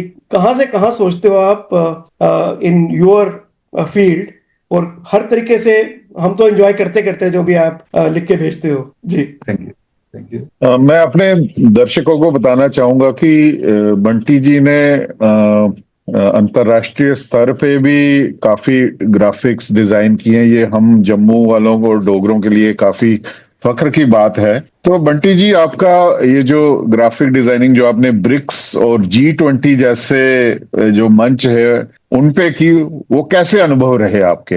देखो, ये एक मेरे लिए, मैं आज भी थैंक यू करूंगा बलवंत ठाकुर जी का। ठाकुर सर जब वहां पर, ठाकुर साहब तो वापस भी आ गए, लेकिन मुझे वहां पर ही छोड़ गए अभी तक। आज भी मैं ग्राफिक्स कर रहा हूँ, मतलब मेरे को लगता है मोर देन 15-16 से ज्यादा कंट्रीज हैं जिनके लिए मैं अलग अलग ग्राफिक्स कर रहा हूँ। और मजेदार बात ये है कि मैं सोचता हूँ कि ग्राफिक मेरे लिए एक सिंपल चीज लगती है, क्योंकि रेगुलर कर रहा हूँ, पिछले 35 साल से कर रहा हूँ, लेकिन फॉरेन में उसकी एक बड़ी पहचान है। वो कहते हैं अच्छा यार आप ही करो। तो मैं आपको बता दूं, बलवंत ठाकुर जी जब एक वहां पर अपने साउथ अफ्रीका में गए, तो साउथ अफ्रीका में जाकर के उनको वहां पर जब डिजाइनिंग में कुछ करने लगे, तो कहते शेखर आप ऐसा कर लो, ऐसा कर लो। तो वहां पर जाकर के मैंने उनके लिए एक फॉरेन के लिए कुछ काम करना शुरू कर दिया। जब काम करना शुरू कर दिए, उसके बाद उसी काम को देख करके बाकी एम्बेसीज थी हमारी कंट्री की, जैसे नीदरलैंड हो गई, मॉरिशस हो गई, बांग्लादेश हो गई, और भी सारी एम्बेसीज हैं, उनके लिए काम करना शुरू कर दिया। तो काम करते करते करते करते उनको ये है कि आज भी मैं उन कंट्रीज के लिए काम कर रहा हूँ, रेगुलर कर रहा हूँ। तो क्या हुआ कि ब्रिक्स एक सबसे बड़ी ये थी कि आपको कुछ इसमें पॉलिटिकल चीजें वो मैं शेयर नहीं करना चाहूंगा, कि वो एक ऐसी चीज थी कि पूरे साउथ अफ्रीका में नरेंद्र मोदी जी का एक ग्राफिक जो ब्रिक्स के लिए वहां पर करना था, तो उन्होंने कहा ये शेखर आप भी करना है। इमेजिन करोगे, वहां पर एक ऐसा डिजाइन करना था जिसकी लेंथ थी तकरीबन 122 मीटर। 122 मीटर बाई कोई था 25 मीटर का एक डिजाइन करना था। मैं 122 मीटर, मेरे बाद में पता चला 122 मीटर हमारा कंप्यूटर भी एक्सेप्ट नहीं करता। अब उसके लिए रेजोल्यूशन वैसी चाहिए, डिजाइन वैसा चाहिए वो लोगों का, अब मेरे पास वो डिजाइन पड़े हुए हैं, वो जो चीजें की थी वो सारे के सारे डिजाइन ब्रिक्स के लिए मैंने किए। और सेकंड डे मेरे को, मैं देख रहा था, मैंने कहा वहां पर देखा पूरा साउथ अफ्रीका मेरे डिजाइनिंग से भरा हुआ था, ब्रिक्स का भरा हुआ। वो ब्रिक्स के लिए जो इंडियन एम्बेसी के लिए मैंने काम किया, वो बहुत बड़ी अचीवमेंट थी मेरे लिए कि मैंने काम किया और लोगों ने प्रेज की। इवन कि मैंने अपनी कंट्री के लिए वहां पर प्रेजेंट किया वहां पर जाकर। इसके अलावा G20 जो हमारा यहाँ पर हुआ, तो बेसिकली भरोसा है बलवंत ठाकुर जी को मेरे पर। उन्होंने कहा G20 का शेखर आपने करना है। मैंने कहा ठीक है। तो नो डाउट आज G20 के वहां पर मैक्सिमम जितने भी वो सेलिब्रिटीज आए, यहाँ पर भी वो चीजें क्या क्या होनी है, एयरपोर्ट से लेकर क्या डिजाइन होना है, उसके बाद वो काम पर क्या होना है, ईच एंड एवरीथिंग वो मेरे से डिजाइन करवाया गया G20 के लिए, वो किया। इसके अलावा मैं आपको बताऊं, वहां पर एक मेरे पास उसका प्रूफ नहीं है, मैंने एक ट्रेन डिजाइन की है। इंडियन एम्बेसी ने कोई किसी कंट्री के लिए एक ट्रेन डिजाइन करवाई थी, पूरी पूरी ट्रेन डिजाइन की, बसेस डिजाइन करवाई हैं। और वहां के जो योगा के प्रोग्राम होते हैं वो सारे के सारे मैंने डिजाइन किए हुए हैं। और कितने लोगोज हैं वहां के लिए जो 75 ईयर्स हो गए उनके लिए, वो मैंने डिजाइन किए हुए हैं सारी सारी चीजें। तो ये एक अच्छा लगता है कि मैंने एक वर्ल्ड को रिप्रेजेंट किया अपनी डिजाइनिंग के थ्रू, ये चीजें कर रहा हूँ। तो ठाकुर साहब तो यहाँ पर आ गए, लेकिन आज मेरे को अलग अलग एम्बेसी, उसके बाद दूसरा वो आगे आगे चलते चलते अभी US की भी कुछ एम्बेसीज हैं, वो भी मेरे से काम करवा रही है। ये एक्सपीरियंस ऐसा है कि मेरे को, मैं आपको बता दूं, जैसे कोई कहता है ना, हाँ यार इस समय हम लोकल काम कर रहे हैं, बाहर का पता नहीं। अगर आपके अंदर हिम्मत है, अरे आप पे कुछ है। मैं कहता हूं कि सारे, अगर आप चाहते हो ना कुछ करना, तो सब कुछ है। लेकिन आप में, जैसे कि हम जब कोई डिजाइन आता तो कई बार 3-3 4-4 रात सो नहीं पाते, कुछ सोचते रहते हैं, ये करना है, ये करना, अच्छा ये नहीं करना, ये नहीं करना, ये ठीक नहीं है, ये ठीक नहीं है, कोई पता नहीं। अब मैं आपको बता दूं, मेरी आदत बन गई है सुबह 4 बजे उठने की। 4 बजे उठ करके मैं सारी की सारी चीजें सर्च करता हूँ, पेपर पढ़ता हूँ, ये चीजें करता हूँ कि लेटेस्ट हो क्या रहा है। अगर हम सोए रहे तो कुछ नहीं होगा। तो मैं, ये आप कह रहे हो कि मैं अभी तक, अच्छा लगता है कि जब कोई मेरे से कहता है कि ये किया, हाँ किया मैंने, पता नहीं कैसे हो गया, और करूंगा आगे, और भी चीजें करूंगा। ये करवाई गई होती हैं, आगे आगे आगे और चीजें बढ़ रही हैं, कर रहे हैं, वो चीजें हो रही हैं। यही मैं आपको बोलूँ। इंटरनेशनल लेवल पे तो किया, जम्मू के लेवल पे कुछ डिजाइन इस तरह के किए हैं कभी आपने? बहुत ज्यादा, बड़े हद से ज्यादा। कुछ प्रमुख जो आपके दिल के करीब हों वो शेयर करें, जो हम रोज देखते हो, पर पता नहीं है जी कि शेखर जी की क्रिएटिविटी है। आपको बता दूं, कुछ चीजें ऐसी हैं जिनको मैं एक अपने नाम से वहां पर प्रेजेंट नहीं करता। एक्सेल्सर में कितनी जो ग्राफिक्स आते हैं वो मेरे होते हैं। इवन की जो टॉप एड्स होते हैं कितने होते हैं वो मेरे होते हैं। इवन की आपको एक छोटी सी चीज बता दूं, आप नटरंग के रोज पोस्ट पढ़ते होंगे, क्या होने जा रहा है, वो सारे के सारे नटरंग की जितनी भी एडवर्टीजमेंट्स है, सारे A to Z डिजाइनिंग वो सारी मेरी होती है। इवन की कटरा के कितने होटल्स हैं वो सारे के सारे मैंने वो लोकल जो मैं डिजाइन कर रहा हूँ। ये अपने कल्चर अकेडमी, यूनिवर्सिटी की जितनी एक्टिविटीज होती है मैक्सिमम ये सारे की सारी मेरे से डिजाइन होती है। लेकिन उसके साइड पे मेरा नाम नहीं होता जिसको मैं रखना नहीं चाहता। ये सारे की सारी एक्टिविटीज हैं, तो ये सारे की सारी मैं ही करता हूँ। बहुत बढ़िया। अजय जी, अजय आवाज नहीं आ रही, आवाज अजय जी की। हाँ, आपकी कार्टून्स के अंदर सामाजिक जागरूकता साफ साफ दिखती है। क्या आप मानते हैं कि आपकी कला जो है वो समाज को झंझोरने में, उठाने में एक बहुत बड़ी सहायक बनती है? देखो, कार्टून है इसी के लिए, मैं आपको बता दूं, कार्टून बेसिकली एक आदमी को बगैर हाथ के थप्पड़ मारना है। चाहे कुछ भी है उसको बता देना तू ऐसा कर रहा है भाई। जैसे कि अभी मैंने एक कार्टून सीरीज थोड़े दिन बाद मैं एक शुरू करूंगा, उसको मैं, एक बड़ा मूड है मेरा, शायद 2 अक्टूबर से शुरू करूंगा। उसका मैंने नाम ही अलग रखा है, तेरी गलियों में ना रखेंगे कदम आज के बाद। आप खुद सोचोगे क्या चीज है वो, तेरी गलियों में ना रखेंगे कदम आज के बाद। इसलिए क्योंकि हमारी गलियों में, लोगों में स्वच्छ भारत का नरेंद्र मोदी जी ने इतना अच्छा अभियान छेड़ा हुआ है। आज आप देखते हो कि आप किसी टाइम में एक बार अपने मेरठ के रेलवे स्टेशन में देख रहा था, मैंने कहा ये कितना सुंदर डिजाइन किया हुआ है। वो डिजाइन ही किया था लोगों ने, वो थूक थूक के पूरा रेलवे स्टेशन भर दिया था। और उसके बाद सेकंड टाइम में रेलवे स्टेशन गया तो वहां पर मैं देख रहा था, मैंने कहा वो डिजाइन खत्म कर दिया है। वो सारा का सारा हमारा श्रेय जाता है नरेंद्र मोदी जी को, जिन्होंने स्वच्छ भारत के लिए इतना कुछ किया। लेकिन हम अपने बड़ा करते हैं, ये कर रहे हैं, ये कर रहे हैं, ये कर रहे हैं, ये कर रहे हैं। अरे क्या कर रहे हो आप?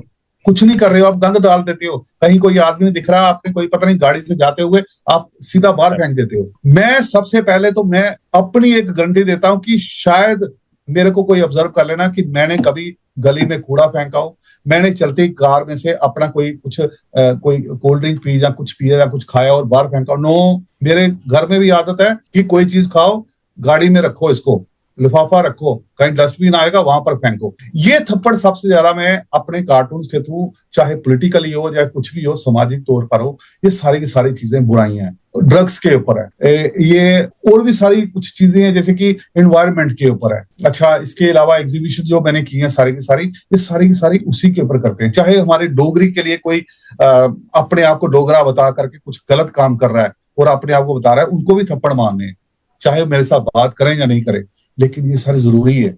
दूसरे एंगल में कार्टून एक ऐसा माध्यम है, हम उसको कुछ कह सकते हैं कि आप भाई गलत कर रहे हो, ये चीजें होनी चाहिए।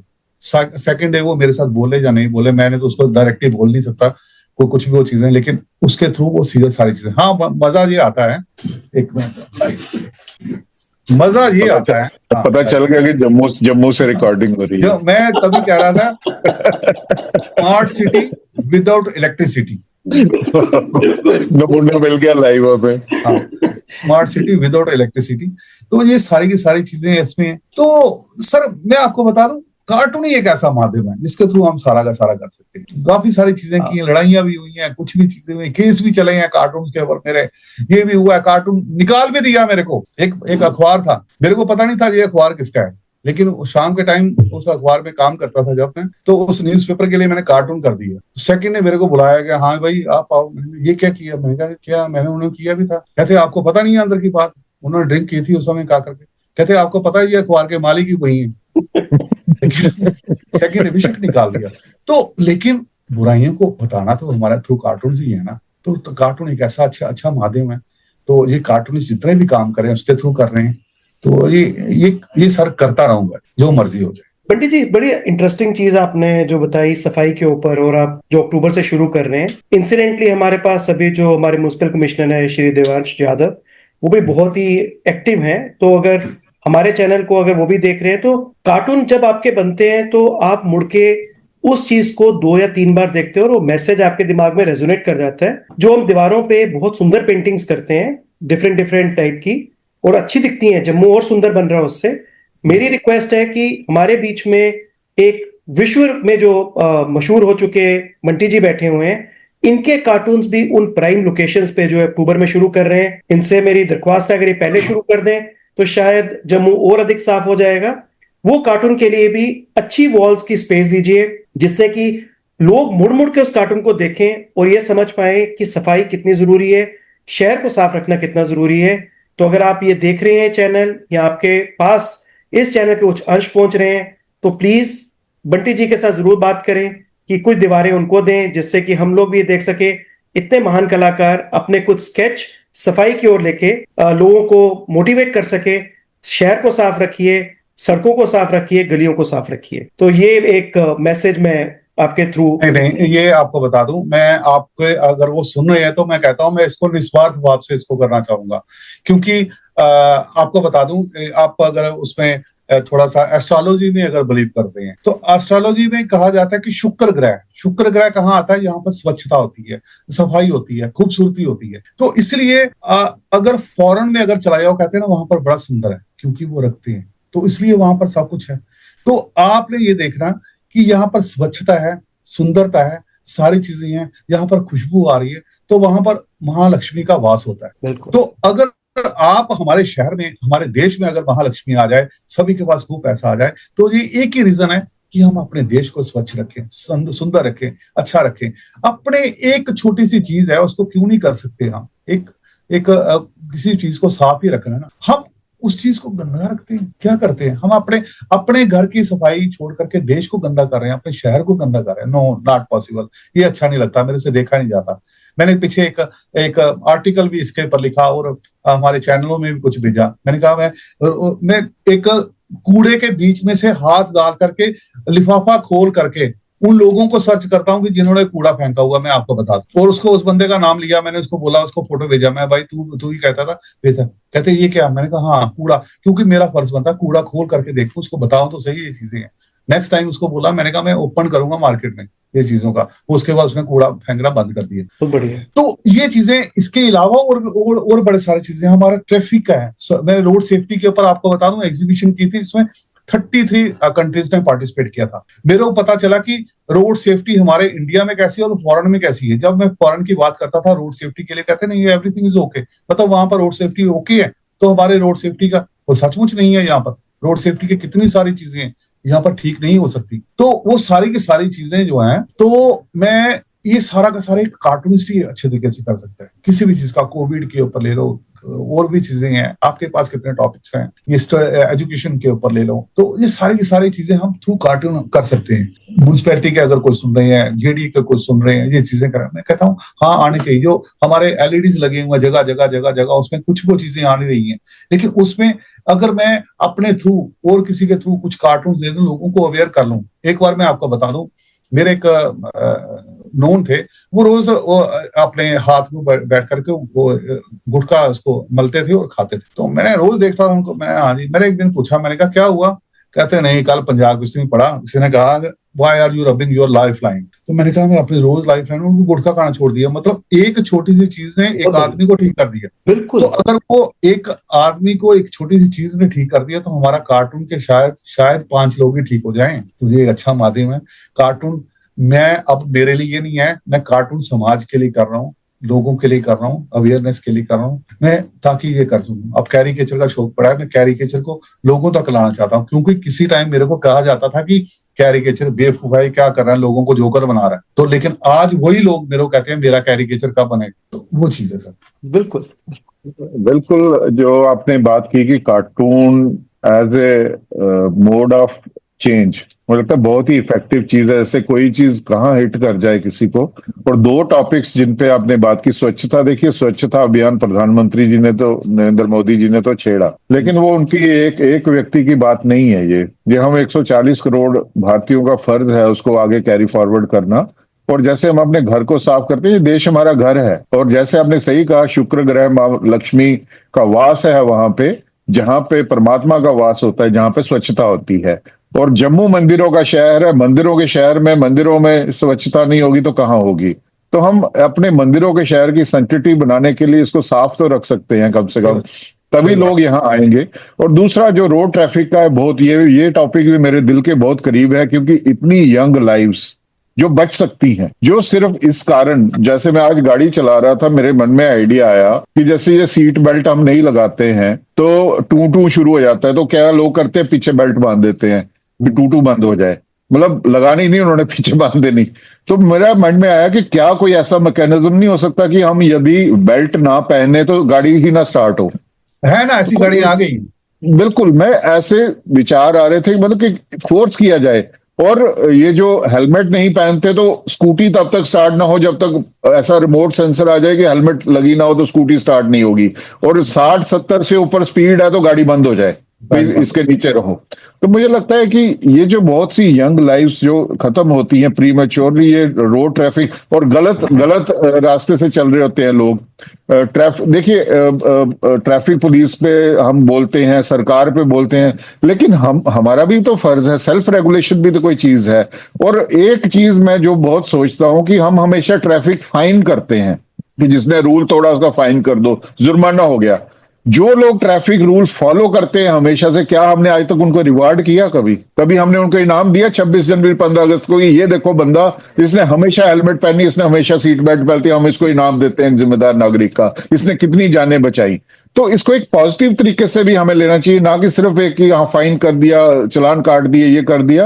मुझे लगता है एक पॉजिटिविटी लाना, और ये कार्टून एक मुझे लगता है बहुत अच्छा माध्यम है। ये जो ट्रैफिक वीक जो हम 1 से 7 जनवरी मनाते हैं हर साल, वो एक सिंबॉलिक ना हो। मुझे लगता है, मैं तो सरकार से यही, ट्रैफिक डिपार्टमेंट से कहूंगा, बंटी जी बैठे हैं, वो एक हर साल एनुअल एग्जीबिशन इनके कार्टून की जो ये रोड ट्रैफिक पे करना चाहते हैं, हर साल की जाए, एनुअल उसके रूप में की जाए, तो इस तरीके से अवेयरनेस होगी। ये बहुत 2 टॉपिक्स मेरे दिल के करीब हैं।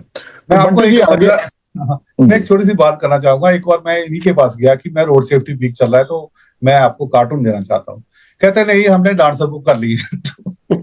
मैं वही मैं वही रोड सेफ्टी के वो डांसर क्या कहते हैं, हम उन्हीं को रखते हैं, उनसे हो गया था। मैंने कहा वाह, आप डांस ही करवाओ रोड सेफ्टी के ऊपर, वो चीजें, नहीं नहीं ये बिल्कुल। मजाक है सर। ये चीजें मुझे लगता है ये आगे इनोवेटिव तरीके से, क्योंकि हमें वो माध्यम चुनना है जो हिट करे, जो पब्लिक को आम एक एक तरीके से कंसर्न भी पता चले, और जैसे कार्टून से लाइट तरीका कोई नहीं है एक सीरियस मैसेज कन्वे करने का भी। मजाक मजाक में आपने ऐसी वो जैसे गुटके वाली आपने एग्जांपल दी, कैसे हिट कर गए इंसान को कि अपनी लाइफ लाइन को रगड़ रहे हो, तो वो सुधर गए। तो ऐसे ही मुझे लगता है इन फील्ड्स में भी सुधार लाया जा सकता है एक लाइट तरीके से, लाइट हार्टेड तरीके से। और मुझे लगता है सरकार में जो डिपार्टमेंट्स में बैठे हुए बड़े बड़े लोग हैं, आईपीएस हैं, आईएएस हैं, तो उनको भी ये सोचना चाहिए कि अब वो समय आ गया है कि कोई out of way, out of box जो आइडियाज हैं उनको इम्प्लीमेंट किया जाए जो इफेक्टिव हो ग्राउंड पे। तो बंटी जी, मेरा सवाल है, जो युवा कलाकार हैं जो डिजिटली हमसे जुड़े हुए हैं आज, तो उनके लिए आपका क्या संदेश है आज के इसमें कला के जो हमारी फील्ड है उसको रिलेटेड? कुछ लोग डिमोरलाइज भी होते हैं, कुछ आना चाहते हैं, डरते हैं, तो आप क्या उनको संदेश देना चाहते हैं हमारे युवा डोगरा देखो, कलाकारों को खास करके? बिल्कुल आपने सही कही, क्योंकि वक्त बदल रहा है।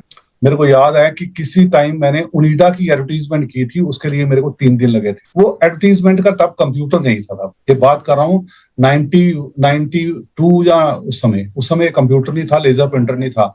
डेली एक्सेलसियर में सेकंड कश्मीर टाइम में एडवर्टाइजमेंट लगनी थी, एक हैप्पी दिवाली फ्रॉम उनीडा टीवी। मेरे को उनीडा टीवी का फोटोग्राफ लेना पड़ा, वो सारी चीजें करनी पड़ी, हाथ से ए टू जेड चीजें लिखनी पड़ी, उसके बाद करके उसमें गलतियां थी, फिर से करो, ये बनाओ। 3-4 दिन लगते थे एडवर्टीजमेंट। उसके बाद आ गया डिजिटल टाइम। आजकल हम एक दिन में 4 भी 5 भी ऐड कर सकते हैं, कुछ भी चीजें बना सकते हैं, हमारी क्रिएटिविटी के ऊपर डिपेंड है। हम अगर आज भी डिजिटल इसको नहीं पकड़ा तो हम पीछे रह जाएंगे भाई। हम इस समय ये कंप्यूटर एज है, कंप्यूटर एज के बाद आपके पास सभी के पास मोबाइल्स आ गए हैं, टैबलेट्स आ गए हैं, डिजिटल पेन आ गए हैं, सारी चीजें आ गए। अगर आज हमने नहीं पकड़ा भाई तो आप आगे नहीं बढ़ सकोगे। अगर आप कहोगे नहीं भाई हमने वो हमें हाथ से ही आता है, नहीं, आप नहीं आगे चल सकते सर। आपको आने वाले टाइम में इसके साथ ही चलना पड़ेगा। तो जो लोग डिजिटल के साथ जुड़े हैं, मैं तो कहता हूं कि वही आगे बढ़ेंगे, बाकी पीछे रह जाएंगे, जो मर्जी कर लें। तो जो लोग डिजिटल के साथ काम कर रहे हैं उनके पास एक बड़ा सिंपल सा माध्यम है।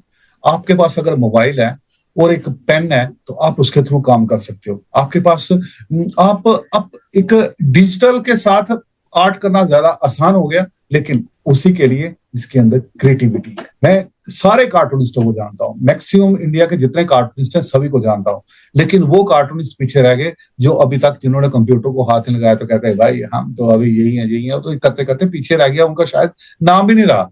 लेकिन जो डिजिटल पे प्लेटफॉर्म पे कुछ ना कुछ कर रहे हैं, वो काम कर रहे हैं। मैं कुरील को देख रहा था, कुरील एक बहुत बड़ा कार्टूनिस्ट है हमारे इंडिया का, बहुत बड़ा कार्टूनिस्ट है। तो कुरील से सब मैं एक दिन में खुद ही देखते रहते हैं कि हम क्या कर रहे हैं, वो क्या कर रहे हैं। कुरील को मैंने देखा, वो भी एक सिंपल से हाथ से बनाते थे, हाथ से बनाने के बाद उसको स्कैन करने के बाद कलर करते थे। उसके बाद मैंने शुरू किया कुछ विजुअल, उसे 3D टाइप के कार्टून शुरू किया। मैंने कहा ये कर रहा हूं, तो मेरे को किसी ने मना किया ये नहीं कर, मैंने ठीक है। लेकिन आजकल फिर से जमाना आ गया 3D का, लाइव कार्टून चल रहे हैं, बोल रहे हैं, कुछ कर रहे हैं चीजें। कुरील ने वो किए शुरू करते, आस्ता आस्ता और लोग भी करेंगे। अगर मैं नहीं करूंगा या बाकी लोग नहीं करेंगे या चीजें नहीं करेंगे, हम पीछे रह जाएंगे। बिल्कुल। तो ये जरूरी है सर। हम कहेंगे हम क्यों कर रहे हैं, सारे के सारी चीजें जरूरी हैं सर। जो आप अपने आप को, जो बच्चों को जो कहते हैं ना कि ये क्या 24 घंटे कंप्यूटर पे लगे रहते कुछ भी, हाँ उनके पर नजर रखो, कोई गलत चीज ना करें। लेकिन अगर वो डिजिटल के साथ जुड़े हैं तो डिजिटल में एक पॉजिटिव चीजें ला रहे हैं, तो कोई पता नहीं आने वाले टाइम में देखो वर्क एट होम कर रहे हैं लोग, लाखों रुपए कमा रहे हैं और घर में बैठकर कर रहे हैं। तो ये उन्हीं के लिए जो अच्छा डिजिटल का काम करते हैं। और इस चीज को मैं सभी युवा पीढ़ी को यही कहना चाहता हूँ, डिजिटल के साथ जुड़ो। मैं तो इवन की ट्यूशन के बड़े खिलाफ हूँ, क्योंकि ट्यूशन पढ़ने के लिए वो इतनी दूर जाते हैं। घर में बैठो, यूट्यूब पे देखो, यूट्यूब पे बैठ करके आप एक क्वेश्चन को उस टीचर से 10 बार पूछो, वो रिपीट करके आपको सारी की सारी ट्यूशन, अच्छी ट्यूशन दे देगा। तो आप उसको बगैर पैसे खर्च करके आप उसमें कर सकते हो। लेकिन फिर भी आप वहां पर जा रहे हो, 80 स्टूडेंट बैठे हुए, वही क्लास में बैठे हैं, वही स्कूल में बैठे हैं, वही ट्यूशन में बैठे हैं, सारी जगह बैठे हैं, वहां पर बैठ कर आप कर रहे हो। स्कूल में बैठकर पढ़ाई कर ली, ठीक है, बड़ी अच्छी है। बाद में आप ट्यूशन में पढ़नी है, घर में बैठकर अगर तो आपके पास डिजिटल माध्यम है उसके थ्रू करो, कितना अच्छा है। आप पैसे भी बचाओगे, सारी चीजें करोगे और नंबर भी ज्यादा अच्छा लोगे, टाइम भी आपका, माइंड भी फ्रेश होगा, जब मर्जी करो ये चीजें। तो मैं कहता हूँ डिजिटल के मैं बिल्कुल फेवर में हूँ।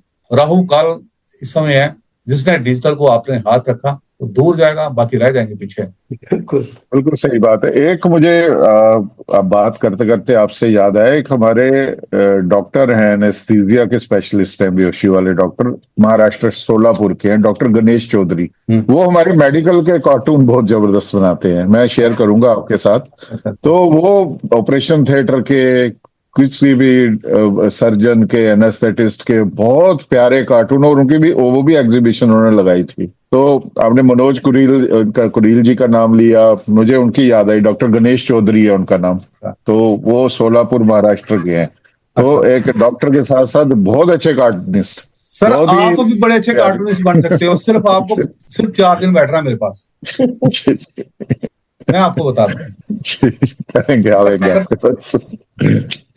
पंडित जी, आप ना हजारों चेहरों के कैरिकेचर बना चुके हैं आज तक। हमने एक एग्जीबिशन में देखी जो कला केंद्र में लगी थी, और मैं और डॉक्टर विकास दोनों बहुत थैंकफुल हैं कि उसमें आपने हमें भी समझा कि हमारा कैरिकेचर में लगाने के लिए। बहुत बहुत धन्यवाद उसका। कोई ऐसा चेहरा है जिसे बनाते हुए आप भावनात्मक रूप से उस चेहरे के साथ आपको जुड़ाव हो गया हो?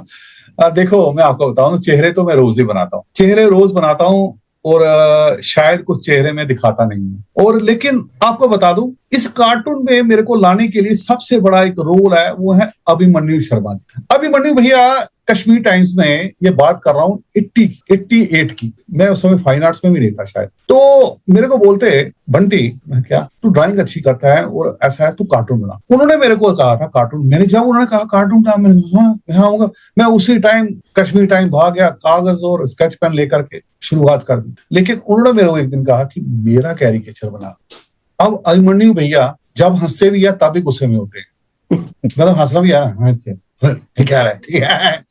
अब मेरे को उस आदमी ने कहा जिसने मेरे को कार्टून लाइन में डाला, अभिमन्यु शर्मा जी। अब सच बताऊं, मेरी लाइफ का सबसे अच्छा कार्टून आज भी मैं उन्हीं को समझता हूँ जो मैंने बनाया। बहुत बढ़िया। कभी मैं शेयर करूंगा उनका कार्टून। लेकिन वो कार्टून बनाने के लिए मुझे शायद कितने दिन सोचना पड़ा कि कार्टून कैसे करूंगा, कार्टून कैसे करूंगा, कार्टून कैसे करूंगा, क्या करूंगा, क्या करूंगा, क्या करूंगा, क्या करूंगा। और कोई पता नहीं, सबसे जल्दी कार्टून भी उन्हीं का बना, क्योंकि कार्टून में मेरे को सोचना पड़ता है कि एक आदमी का करेक्टर कैसा है, कैसा करेक्टर उसको, क्योंकि कार्टून पोर्ट्रेट बड़ा इजी है, पोर्ट्रेट बनाना बड़ा इजी है। मैं कहता हूँ स्केच बनाना और कार्टून करना, कार्टून एक अलग ही चीज है। उसको कैसे करना, किस ढंग से करना, कौन सी चीज उसको लानी है कि उसमें कार्टून निकल आए। कई बार तो मैं उस आदमी के पास जाकर बातें करता हूँ, सेकंड डे बातें करता हूँ, थर्ड डे फिर मैं उसमें देखता हूँ मैं इसका कार्टून कैसे करूंगा, इसका कार्टून कैसे करूंगा, बातें करता हूँ। उसको नहीं पता कि मैं क्या क्या कर रहा हूँ, लेकिन उसके बाद उसका करेक्टर निकलता है, हाँ अब ये कार्टून बना। तो सर कार्टून इसलिए, लेकिन मैं आपको बताऊं दिल से करीब मेरे को अगर कार्टून कोई भी है तो अभिमन्यु भैया का ही है, अभिमन्यु शर्मा जी का कार्टून ही है। तो वो जरूर शेयर करिएगा पंडित जी को। हम भी देखना चाहते हैं कि हमारे फेवरेट कार्टूनिस्ट का कौन सा फेवरेट कार्टून है जो उनके दिल के करीब है। तो अगर हो सके तो आप फेसबुक पे डाल दीजिएगा, कल हम सब, हमारे साथ साथ सभी दर्शक भी देखेंगे और पूरा जम्मू भी देखेगा कि अभिमन्यु जी का जो कार्टून है जो आपके लिए भावनात्मक रूप से बहुत जुड़ाव है, जिसके साथ आपका। कई बार कोई चीजें होती है कि उसको देखने का एक, मैं आपको बताऊं उस कार्टून को देख करके, जब उसका उनका कैरिकेचर, कार्टून नहीं कहेंगे उसको, कैरिकेचर कहेंगे, क्योंकि जब हम किसी आदमी के फेस को उसको एक व्यंग रूप में बनाते हैं, किसी चीज को उसको हम कैरिकेचर करते हैं। कार्टून अलग है, कार्टून होते हैं जब कार्टून में इलिस्ट्रेशन आती हैं, पॉलिटिकल कार्टून आते हैं, अलग अलग किस्म की चीजें आती हैं। तो आपका भी मैंने कैरिकेचर बनाया हुआ है, डॉक्टर साहब का भी मैंने कैरिकेचर बनाया हुआ है, तो इसलिए वो कैरिकेचर्स ही हैं। बंटी जी, कोई फ्यूचर प्लान्स की तरफ चलते हैं क्या? हम भविष्य में, फ्यूचर में ये एक्सपेक्ट कर सकते हैं कि जो हमारे जो प्रमुख डोगरा व्यक्तित्व हैं उन पे केंद्रित करके कोई आप एग्जीबिशन लगा सकते हैं? और दूसरा मैं साथ में ऐड करूंगा, एक रिक्वेस्ट करूंगा, तवी टेल्स का एपिसोड हम कर रहे हैं 20वां, जब हमारे 25 एपिसोड हो जाते हैं तो क्या एक एग्जीबिशन हमारे गेस्ट की लग सकती है इस तरह से, चाहे कैरिकेचर हो या कार्टून हो? ये आपका नहीं, ये मेरा फर्ज बनता है सर जी। क्योंकि मुझे आपको बता दूं, डोगरा और डोगरी ये मेरे लिए ऐसे शब्द हैं कि जब मैं सुनता हूं उनके लिए कुछ भी करने को तैयार हो। तो ये मेरा फर्ज बनता है कि मैं तो चाहता हूं कि जब आप कोई सपोज हमारे 25 एपिसोड नहीं, हम इसको 50 के ऊपर लेकर चलते हैं, क्योंकि 25 बड़ी कम हो जाएगी। 50 एपिसोड जब हो जाएंगे, लेट्स सेलिब्रेट, इसको करेंगे। और सेलिब्रेट करने के बाद हम इसको कला के अंदर में एक एग्जीबिशन कर सकते हैं उन्हीं लोगों की। तो एक उसका भी नाम है, एक जैसे कि आपके इस टॉपिक के ऊपर उनकी एग्जीबिशन, और डोगरास के ऊपर हम कुछ भी और भी लोग हैं जिनको लेकर के एक एग्जीबिशन। और ये सर आपके लिए नहीं है, मेरे लिए है, क्योंकि आपको बता दूं लास्ट ईयर जब एग्जीबिशन की थी तो मेरा मन था, हम कैरिकेचर हमेशा कुछ लोगों का ही क्यों करते हैं, हमेशा कैरिकेचर उन्हीं प्रोमिनेंट लोगों का। हम लोकल फेसेस को मैंने लेकर के किया, शुरुआत की मैंने। लोकल फेसेस क्यों नहीं करें, लोगों को पता तो चले। हाँ, क्यों कैरिकेचर तो मैं कहता हूं कि सर आने वाले टाइम में एक ट्रेंड होना चाहिए कि हम किसी को प्रेजेंट करें, लेट्स प्रेजेंट विद कैरिकेचर। तो वो एक ट्रेंड बनना चाहिए चीजें, ताकि मैं रहूं या ना रहूं, उसके बाद कुछ और भी लोग आए। हाँ जी, क्योंकि माध्यम है, सोर्स ऑफ इनकम है, ये चीजें हैं। लेकिन उसके लिए जो उसको सीख सकता है, बना सकता है, कर सकता है। तो एक कार्टून और कैरिकेचर जो किसी के घर में लगाओ तो एक मजा ही अलग आता है। हम इसको एक एग्जीबिशन करेंगे, इवन हो सकेगा तभी टेल्स की तरफ से हम इसको ये करेंगे कि एक बच्चों की एक दिन उनको सिखाएंगे, ताकि शायद उसमें से कोई अच्छा निकल आए। तो अगर कल को एक अच्छे, मैं चला जाऊंगा, लेकिन अगर मैं किसी को सिखाकर नहीं जाऊंगा, लोग मेरे को यही कहेंगे कि अपने लिए ये किया, अपने लिए किया और किसी को कुछ नहीं दिया।